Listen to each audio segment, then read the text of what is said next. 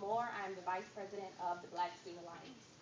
A headline once read in the state news: racist graffiti on door causes unrest in Acres.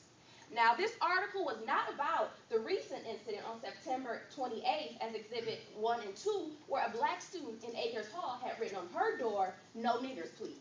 But this article detailed an incident that happened 24 years ago on this campus in 1987. Over 20 years of dealing with the same problems. Where is the progress? Quite frankly, I think enough is enough.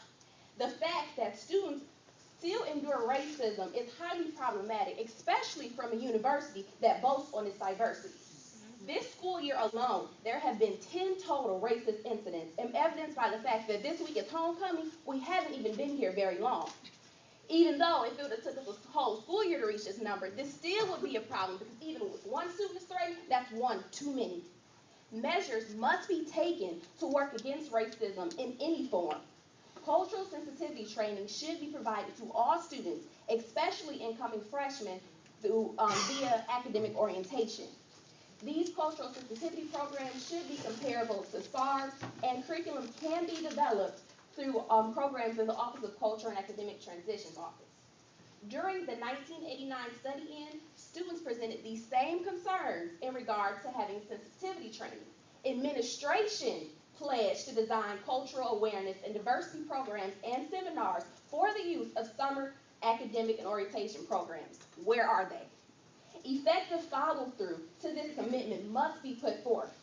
For many students, coming to MSU is the first time they engage with students who are not like themselves. Oftentimes, hate is simply bred by ignorance.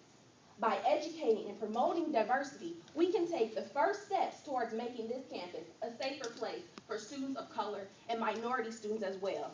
This is not just a race problem. No matter what your race, religion, sexual orientation, or gender is, you should feel safe in this community. And as administrators, it is your job to work towards achieving this. MSU must become a place that is diverse and sincerely recognizes interculturalism. We need institutional changes. Dialogue is great, but policy is even better. MSU has to directly address the racism on campus, and we will be meeting with administrators in the upcoming week to further discuss these matters. Thank you.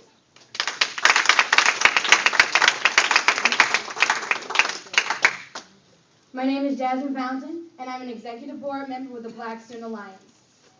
This past weekend, as I stepped outside of Phillips Hall, where I reside, I was called, in quote, a nigger bitch. Now, this was extremely hurtful to me, and over the week, I've gone through the emotions of both rage and disappointment. My rage comes from the fact that such ignorance exists in this university. It also comes from the fact that this university condones it. And in the letter by President Simon, it explicitly said that we support freedom of speech, even that which most of this community may find offensive. It is absolutely ridiculous that I can step outside the place where I reside as a resident mentor and be called, in quote, a nigger bitch. If you know the connotation of the word nigger, it was used as our people were murdered, raped, and lynched in this country, and it is completely unacceptable. I do not pay $28,000 a year to come here to be disrespected and demeaned in such a way. That term and that phrase has been detrimental to me as a student on this campus this past week. I have been sad, I have not slept well, I have not been able to study well because my mind is filled with the thought that people are allowed to be this ignorant and this intolerant on this campus. It is absolutely ridiculous and it needs to end. This university can no longer condone this speech.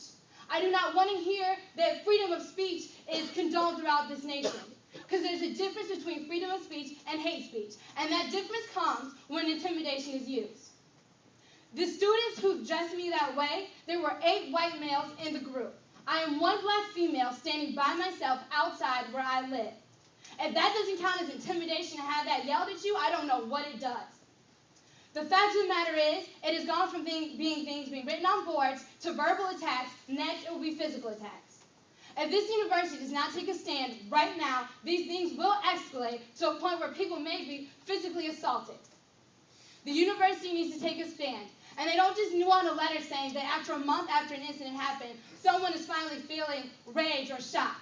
Shock should not come a month after that is written on the door. Shock should have came the day of. The race shouldn't have came a month after it was written on the door. The race should have came the day of. And I am appalled at the stance this university is taking. We need a new policy enacted that explicitly goes against hate speech. We need a letter that addresses hate speech, that goes out to the entire campus, that involves faculty, staff, and professors. Everyone needs to know what hate speech is. Everyone needs to know that we have a zero tolerance policy, and the people sitting at this table are the people that need to make this happen.